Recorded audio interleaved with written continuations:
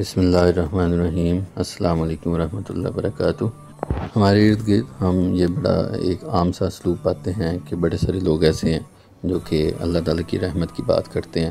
اور پھر بڑے بڑے گناہ بھی کر لیتے ہیں۔ تو جب ان سے پوچھا جاتا ہے کہ آپ اللہ سے ڈرتے نہیں ہیں تو وہ کہتے ہیں کہ اللہ تعالیٰ کی رحمت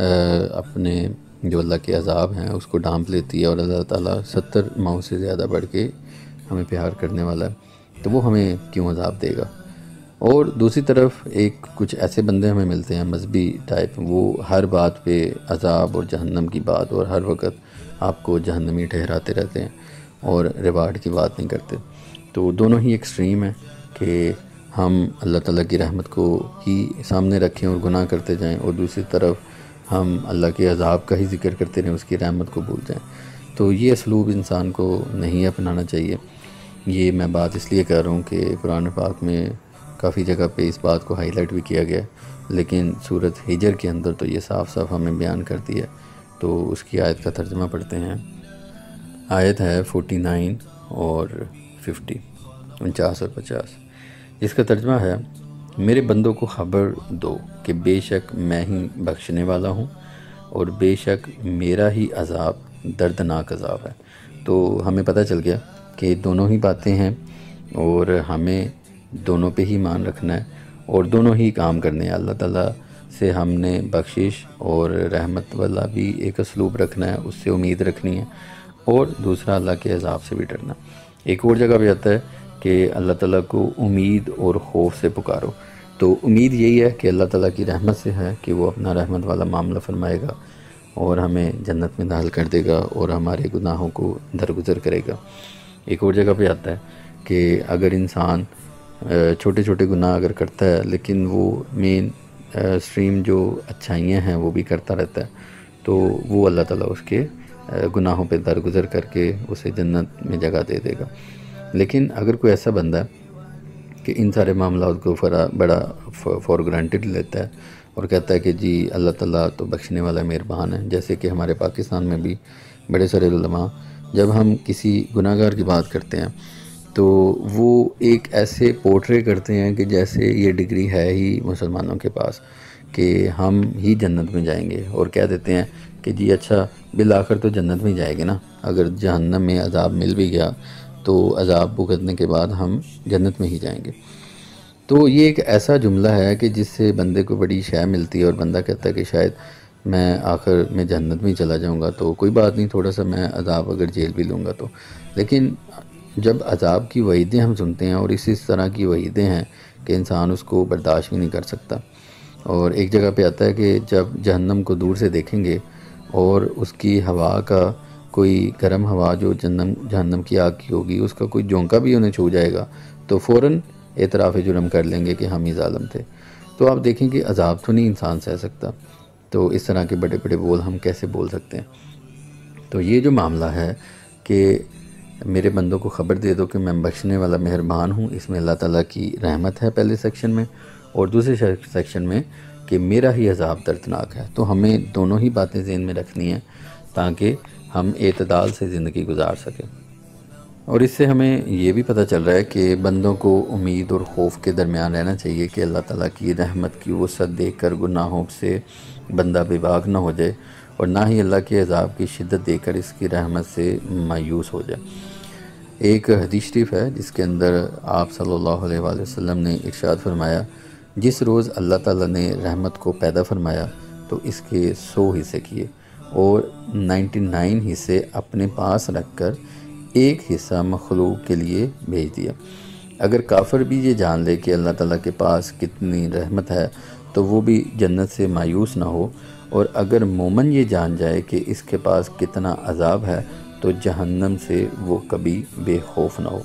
تو یہاں سے بھی ہمیں پتہ چل رہا ہے کہ ہم نے دونوں صورتیں اختیار کرنی ہیں، خوف اور امید کی۔ ایک اور جگہ آپ صلی اللہ علیہ وآلہ وسلم نے ارشاد فرمایا کہ اگر مومن جان لیتا کہ اللہ تعالیٰ کے پاس کتنا عذاب ہے تو کوئی بھی اس کی جنت کی امید نہ رکھتا، اور اگر کافر جان لیتا کہ اللہ تعالیٰ کے پاس کتنی رحمت ہے تو اس کی جنت سے کوئی نا امید نہ ہوتا۔ تو یہاں امید اور خوف کے درمیان رہنے کی ایک بہترین صورت جو ہے وہ ہمیں بتائی جا رہی ہے۔ اس کے بارے میں حضرت عمر فاروق رضی اللہ تعالی عنہ نے بھی ایک دفعہ ارشاد فرمایا کہ اگر آسمان سے کوئی اعلان کرنے والا یہ اعلان کرے کہ اے لوگو تم سب کے سب جنت میں داخل ہو جاؤ گے، لیکن ایک شخص جنت میں داخل نہیں ہوگا، تو میں اس بات سے ضرور ڈروں گا کہ کہیں وہ شخص میں ہی نہ ہوں۔ اور اگر یہ اعلان کرنے والا کہے کہ اے لوگو تم سب جہنم میں جاؤ گے، البتہ ایک شخص جہنم میں نہیں جائے گا، تو میں ضرور یہ امید رکھوں گا کہ وہ شخص میں ہی ہوں۔ تو اب دیکھیں کہ کتنا ایک بڑا بول ہے، یہ ہمارے خلیفہ بھی ہیں، عشرہ مبشرہ میں سے ہیں، لیکن اس کے باوجود وہ خوف اور امید میں جی رہے ہیں۔ تو اس آیت 49 اور 50 سے ہمیں جو معلومات حاصل ہوتی ہیں، اس میں پہلے نمبر پہ تو یہ ہے کہ اللہ تعالیٰ نے بندوں کی نسبت اپنی ذات کی طرف کرتے ہوئے فرمایا کہ میرے بندوں کو خبر دو۔ اس میں بندوں کی عزت افزائی ہے، اور جس نے بھی اس بات کا اعتراف کیا کہ وہ اللہ تعالیٰ کا بندہ ہے تو وہ اس عزت اور تعظیم میں داخل ہو جائے گا۔ دوسری بات یہ کہ جب اللہ تعالیٰ نے اپنی رحمت و مغفرت کا ذکر کیا تو اسے بڑی تاکید کے ساتھ بیان کیا، اور جب عذاب کا ذکر کیا تو اسے خبر دینے کے انداز میں بیان کیا۔ نیز اپنی رحمت و مغفرت کا ذکر پہلے اور عذاب کا ذکر بعد میں فرمایا۔ یہ اس بات کی دلیل ہے کہ اللہ تعالیٰ کی رحمت و مغفرت اس کی عذاب پر سبقت رکھتی ہے۔ ایک اور چیز ہم یہ بھی اس سے سیکھ سکتے ہیں کہ اللہ تعالیٰ نے اپنے حبیب صلی اللہ علیہ وآلہ وسلم سے ارشاد فرمایا کہ وہ اس کے بندوں تک میری رحمت اور مغفرت اور عذاب کی بات پہنچا دیں، تو گویا یہ بات آپ صلی اللہ علیہ وسلم کے توسل سے ہم تک پہنچ گئی۔ ایک اور جگہ پہ یہ ہے کہ سنن ترمذی اور ماجہ کے اندر ہے کہ ابو ہریرہ رضی اللہ تعالی عنہ سے روایت ہے کہ آپ صلی اللہ علیہ وسلم نے ارشاد فرمایا جب اللہ تعالیٰ مخلوق کو پیدا فرما چکا تو لوح محفوظ میں جو اس کے پاس عرش کے اوپر ہے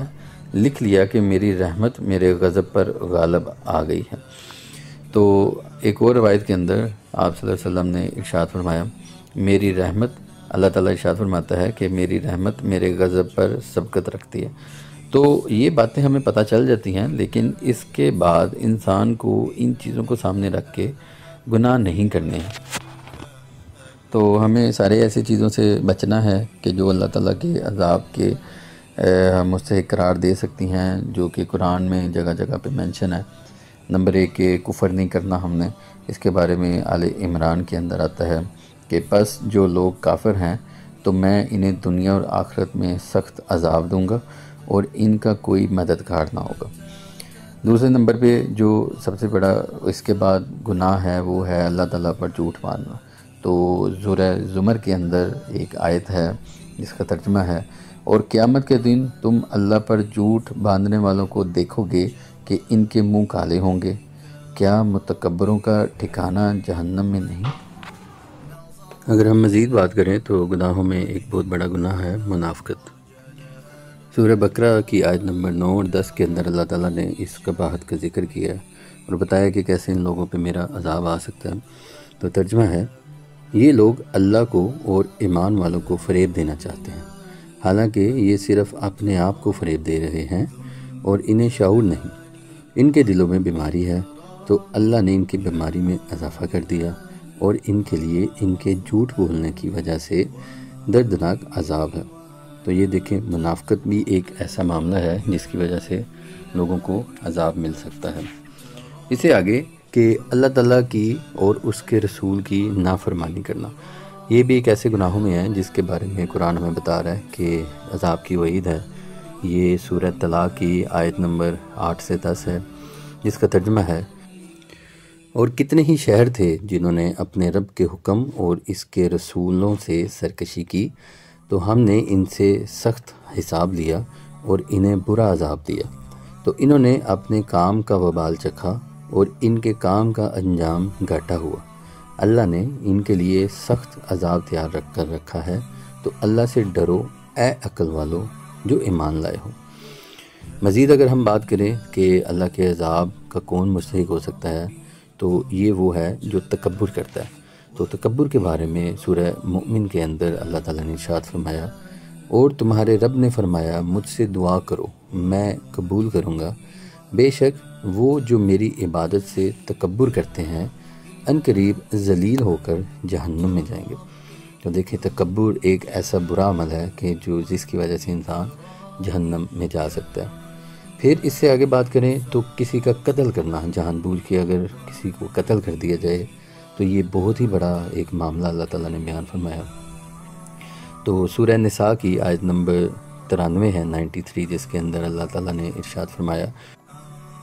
اور جو کسی مسلمان کو جان بوجھ کر قتل کر دے تو اس کا بدلہ جہنم ہے، عرصہ دراز تک اس میں رہے گا، اور اللہ نے اس پر غضب کیا اور اس پر لعنت کی اور اس کے لیے بڑا عذاب تیار کر رکھا ہے۔ تو اب غور کریں کہ یہ جو سورہ ہجر کی آیت نمبر 49 اور 50 ہے کہ 49 کے اندر اللہ تعالیٰ نے اپنے رحم کا، غفور رحیم ہونے کا اللہ تعالیٰ نے ذکر کیا ہے۔ اس کی بھی باتیں ہم نے دیکھیں کہ اللہ تعالیٰ کی رحمت ایسی ہے کہ وہ اس کے غضب کو ڈھانپ لیتی ہے۔ تو اللہ تعالیٰ کی رحمت سے ہم نے مایوس نہیں ہونا، ہم نے اللہ تعالیٰ سے یہی امید رکھنی ہے کہ اللہ تعالیٰ ہمیں بخش دے گا، لیکن اس کے ساتھ ساتھ ہم نے اپنے عقل و فہم سے اس کی کوشش بھی کرنی، کیونکہ اللہ تعالیٰ نے ایک اور جگہ پہ ارشاد فرمایا وَأَن لَيْسَ الْإِنسَانَ إِلَّا مَا سَعَىٰ، کہ انسان کے لیے وہی ہے جس کی وہ کوشش کرتا ہے۔ تو کوشش اور اختیار اللہ تعالیٰ نے جو فری ول ہے وہ ہمیں دے دی، اور ہمیں چاہیے کہ اپنے اس اختیار کو یوز کرتے ہوئے پازیٹیو چیزیں کریں، نیکیاں کریں، اور اللہ تعالیٰ سے مدد کی اور رحم کی، اس کی بخشش کی ہم امید رکھیں کہ اللہ تعالیٰ ہمیں بخش دے گا۔ جو ہم سے گناہ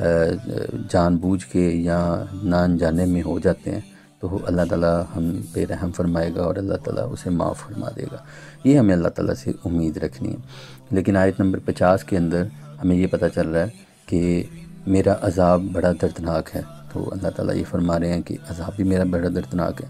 اس کی انٹرپریٹیشن ہم نے مزید دیکھی مزید آیات میں کہ اللہ تعالیٰ نے ڈیفرنٹ قسم کے گناہوں کے لیے عذاب بتائے ہیں کہ یہ وہ گناہ ہیں جس کے لیے ضرور بالضرور یہ لوگوں کو گناہ کی وجہ سے عذاب ملے گا۔ تو یہ بات ہمیں جاننی ہے کہ اللہ تعالیٰ کا غضب بھی ہے، اس سے ہمیں ڈرنا ہے۔ تو یہ جو خوف ہے یہ ہم نے پیدا کرنا ہے اللہ تعالیٰ کا خوف کی وجہ سے۔ سورہ رحمان کی آتا ہے کہ جو اللہ تعالیٰ کی خوف کی وجہ سے اس کے سامنے کھڑے ہونے سے ڈرا، اس کے لیے 2 جنتیں ہیں۔ تو یہ دیکھیں کہ اللہ تعالیٰ سے خوف رکھنے والوں کے لیے مزید بھی کچھ عنایتیں ہیں جو کہ جگہ جگہ پہ ہیں۔ تو قرآن کا یہ اسلوب ہے کہ وہ اپنی ایک بات ایک جگہ پہ بیان فرماتا ہے اور اس کی تشریح پھر خود ہی دوسری جگہ پہ اللہ تعالیٰ بڑی تفصیل سے کر دیتے ہیں۔ تو اس آیت کے اندر بڑی ایک سمری ہے کہ اللہ تعالیٰ بخشنے والا مہربان ہے اور وہی عذاب دینے والا ہے، اور اس کا عذاب بڑا دردناک ہے۔ تو اس کی انٹرپریٹیشن دیکھیں ہم نے مختلف آیات میں احادیث میں دیکھی کہ اللہ تعالیٰ کی رحمت کس طرح سے غالب آتی ہے اور اللہ تعالیٰ کا عذاب بڑا سخت ہے۔ تو ہمیں چاہیے کہ ہم خوف اور امید کے ساتھ اللہ تعالیٰ کو پکاریں، خوف رکھیں اس کے عذاب کا اور امید رکھیں اس کی رحمت کی، بخشش کی۔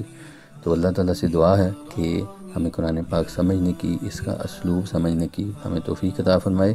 اور اس کے بتائے ہوئے احکامات پہ عمل کرنے کی، قرآن پاک کو سمجھنے کی ہمیں توفیق عطا فرمائے۔ السلام علیکم ورحمۃ اللہ وبرکاتہ۔